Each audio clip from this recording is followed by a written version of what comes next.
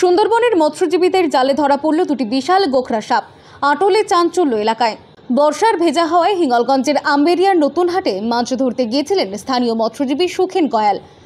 প্রতিদিনের মতো এই দিনও তিনি নিজের মাছের ভেড়িতে আটল ফেলতে গিয়েছিলেন, কিন্তু মাছের বদলে আটলে উঠে আসে দুটি বিশাল আকারের গোখরো সাপ।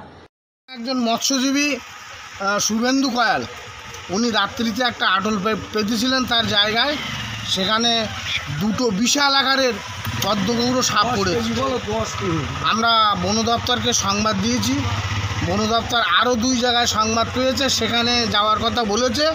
সেখান থেকে এখানে আসবে, হয় আজকে আসবে, নচেত কালকে ওনারা এসে নিয়ে যাবেন। আমরাও চাইছি যে এই সাপগুলো সংরক্ষিত আকারে নিয়ে জঙ্গলে ছেড়ে দেওয়া হোক। হঠাৎ এমন দৃশ্য দেখে প্রথমে হতভম্ব হয়ে যান সুখেন বাবু। এরপর স্থানীয় বাসিন্দাদের খবর দেন তিনি।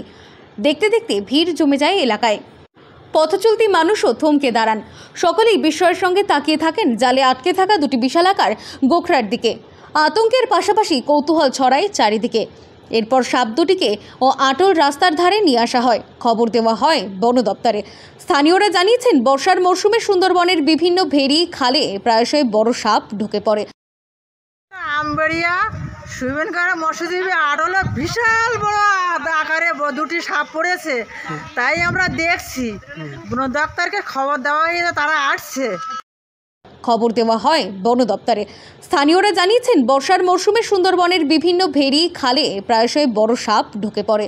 তবে এভাবে একসঙ্গে দুটি বড় গোখরো ধরা পড়ায় আতঙ্ক ছড়িয়েছে আম্বেরিয়ার নতুন হাট এলাকায়।